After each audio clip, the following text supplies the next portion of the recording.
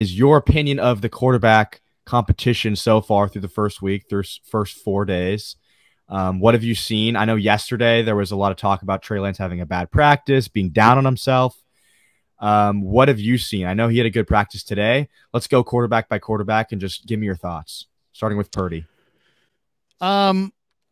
I think Brock Purdy, he's completed about 50% of his passes. He was doing some running today. Today was his scheduled off day. He'll be back tomorrow.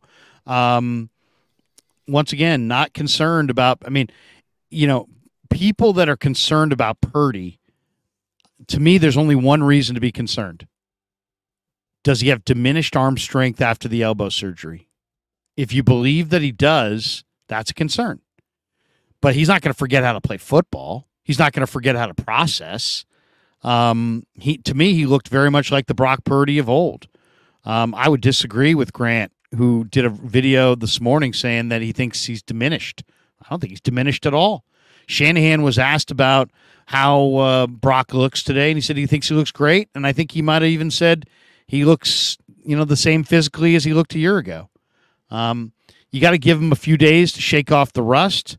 He didn't have a normal offseason, that's for sure. He didn't have the normal throwing, reps that he would normally get. But no concerns about Brock. He shows arm strength. He can process. He's out of rhythm. He hasn't played. It's going to take a little time. That's why they have training camp. That's why they have preseason. The big question was, can he throw the ball? Does he still have the same zip? And I think he showed that he does. Now, he also said he's not experiencing pain, stiffness, soreness, swelling in that elbow. So these are all positives, right? I mean, huge positives. So, would I've liked Brock in an ideal world to hit the field, show the exact same or better arm strength, and complete 70 to 80% of his passes and never have a misstep? Sure. But it's July 30th. I pump the brakes on the sky is falling on Brock Purdy. If he's completing 30 or 40% of his passes a week from now, hit me up. We'll talk it over. Until then, what are we talking about? The guy looks good. Shanahan thinks so. I think so. The guy showed to me enough arm strength. That throw to Ayuk was nice. The throw to Debo that he overthrew him. He intentionally overthrew him, by the way. You know that. I hope you guys all realize that.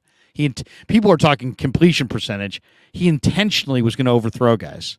Why? On the go ball. Because he knows the alternative. If he underthrows it, it becomes a referendum on his arm strength. So he just airmailed it. So he just reached back and said, I'm throwing this 5 yards beyond him. And then in the same day when he's obviously doing that, people are like, but his completion percentage. I don't care about Brock Purdy's completion percentage. Now we care about completion percentage? The guy completed 67% of his passes. The guy was nearly 70% in college. He has the highest completion percentage of all their quarterbacks and will have the highest completion percentage of all of their quarterbacks. So to me, it's not about completion percentage. It's about arm strength and zip. And he looks like he's got zip. And he looks like he's got arm strength, and I don't see him gearing up to throw in a crazy way that's making – it's not like he's trying to compensate for a lack of arm strength with all kinds of extra body motion. I've watched quarterbacks throw for years. I know the difference between full motion and regular motion.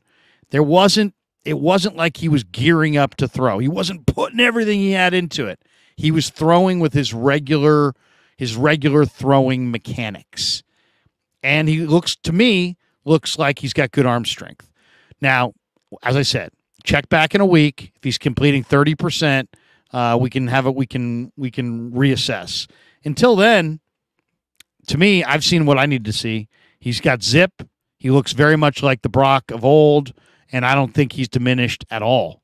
And I'd love to debate that with Grant as far as diminished, because he said he was diminished, but I didn't see him actually back that up with any real concrete data. He just kind of said he's diminished. I don't think he's diminished.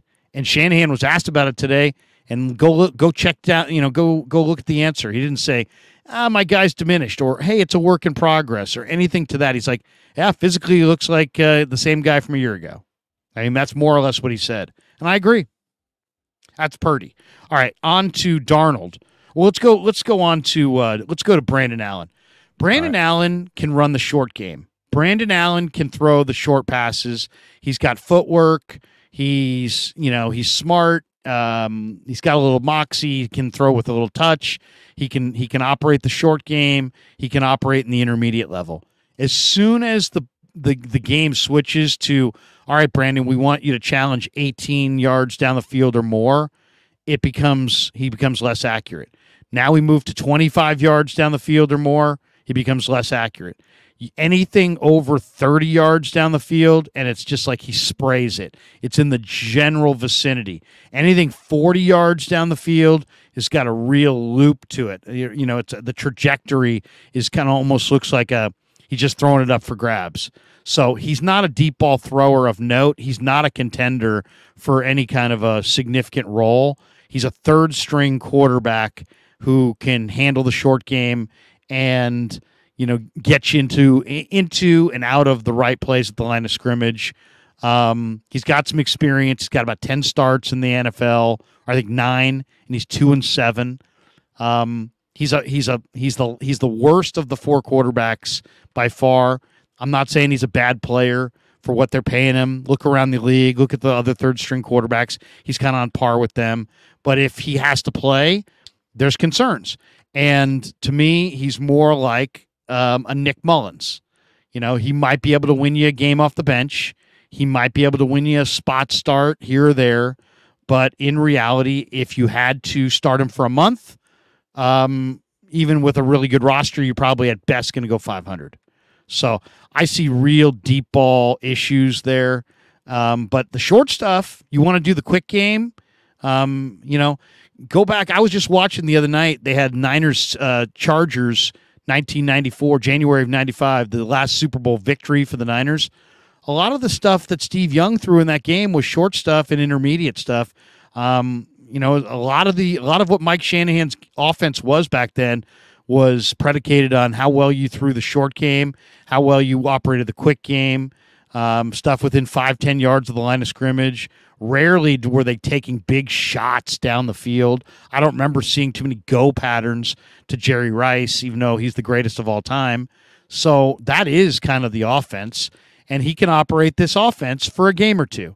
But teams are then going to crowd the line of scrimmage, play you inside a 12-yard box, dare you to throw it over their head, and he's going to really struggle. So he's a backup quarterback in the NFL, and I think we're seeing that. As far as Sam Darnold, today was the best day that I've ever seen from Sam Darnold. He got rushed. He stepped up in the pocket. He threw with conviction. He threw with arm strength, with accuracy. Sam Darnold is got a new lease on life. He's surrounded by the most talent he's ever been surrounded by. He's energized by that. He's thrilled to be here. He knows this is his last best shot at being a starting NFL quarterback. And man, if you just saw him today, it's hard to say that Sam Darnold is not going to fulfill his potential. He was good today. Now, can he stack days and be good day after day after day after day? That's the question. That is the question. We've seen lots of turnovers in his career at SC and with the Jets and Panthers. We've seen lots of inconsistency. But man, sure looks good. Sure looks good. Throwing with conviction, great talent around him. Has a little bit of movement ability, a little bit more movement ability than I thought, to be totally honest. Today he made really good decisions. One of the things that Jesse Naylor was bringing up on the show the other night with Vish is that Sam doesn't make good decisions, and I would agree with Jesse. The film kind of shows that Sam does not make good decisions. He made good decisions today. So I think he's starting to really round into form. If he can play consistently the way he played today, he is going to be a viable NFL starter and a guy who's going to threaten Brock Purdy for the starting job. I think he's clearly moved into that role as the front runner for the number 2 quarterback job based on what I've seen so far. But once again, the pads don't come on until tomorrow. In some ways, you got to kind of pump the brakes and wait for those pads to come on. But Sam Darnold looks freaking good. He really looks good. All right, let's get to Trey Lance. Trey Lance today showed me a ton. A ton. Why? Because Friday he was terrible. Friday he can't hit layups. He can't hit Braden Willis in the flat. He's throwing it behind Jordan Mason. He's got this hangdog look like he's defeated. Now, one of the things that Jack Hammer pointed out to me this morning in the media room, and I think it's a really good point, is that I looked at Trey's body language Friday as losing confidence. Jack thinks that Kyle is talking to them on the mic, and the mic's coming through the headset.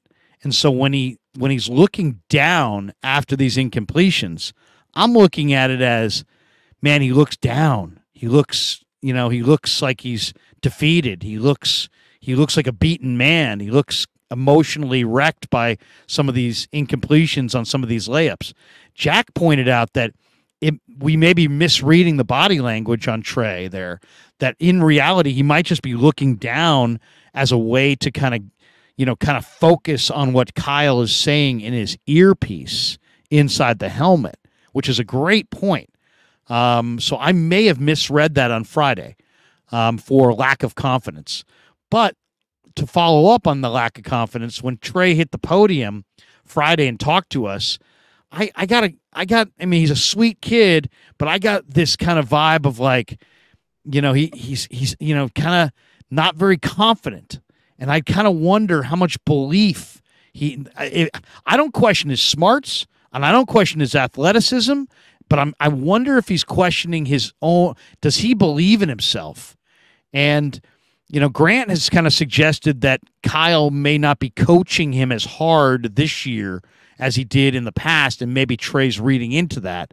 And there is something to be said for that, as far as when a coach coaches you hard, that means he loves you. When a coach tells you you're great, that also means that he loves you. When a coach no longer coaches you hard, that means he no longer loves you. So the opposite of love is not hate in the head coach, quarterback relationship. The opposite of love is not hate, it's indifference. So if Shanahan is just on to the next play and he's no longer coaching him up, then that's kind of that's not a good thing. But we're not in the meetings. We don't know. Just because we're not seeing it on the field. These guys are with each other. I asked Shanahan about his routine the other day after practice. He's like, okay, we're done with practice. I go review the film. I meet with my coaches. Then we go back out there for a walkthrough. Then we have another meeting. Then we have more film sessions. These guys are around each other all day. And just because Shanahan doesn't run over to Trey Lance at the end of each play and say, you didn't do this, it does not mean that he's not coaching him, or that he doesn't somewhere point out, hey, you did this, but you should have done that. Or maybe, some coaches like to coach, I know Bill Walsh liked to do this, coach the quarterback through the quarterback coach. So, Bill's telling Holmgren what to say. Holmgren's passing it on to Young in Montana. Shanahan's telling Greasy what he wants. Greasy's delivering the message to Purdy and Darnold and Lance and Allen. Do you see what I'm saying? So it doesn't all. Harbaugh was a hands-on, in-your-face, coach you up after every play, that kind of guy on the field. But just because you're not seeing it on the field doesn't necessarily mean that there's no coaching going on. Coaching can be done in the walkthrough. Coaching can be done in the hallway. Coaching can be done at the lunch table. Coaching can be done in the training room. Coaching can be done in the meeting room. I know. I've seen it. So there's that. But I think Trey had a tremendous day today. Why? Because he bounced back. He completed, I think, 5 in a row. They were a lot of shorter things underneath. It wasn't deep throws necessarily, but he was on point. The timing was right. He was moving naturally. He was throwing strikes. He did miss 3 of his last 5. The downside for Trey today was that he fumbled a snap, raised his hand, said, hey, my bad. He also missed a layup to Debo. Debo was lined up on the right side. Trey moved to his right. It literally was a pitch and catch on the sideline. You just got to throw that bad boy with a little bit of touch. Airmailed it. Debo didn't get a finger on it. It's that kind of play that coaches will say, man, you got to make that play. You got to complete that pass. And he didn't. So we're still seeing Trey's got a gun. Trey's challenge as a thrower is, can he throw a touch? Touch and timing is the key to Trey Lance's success. He's got it here, he can process. He's got it here, he can throw. But touch and timing it's going to make him an NFL starter. And that right now, from my eyes, is a little bit of a work in progress. So that's what I see. And to me, it's really exciting. 49ers ran out of quarterbacks last year. They got 4 guys that they can win a game with on Sunday in the NFL with right now. And that's a great thing. So I think the quarterbacks, to me, I feel really good about where they're at.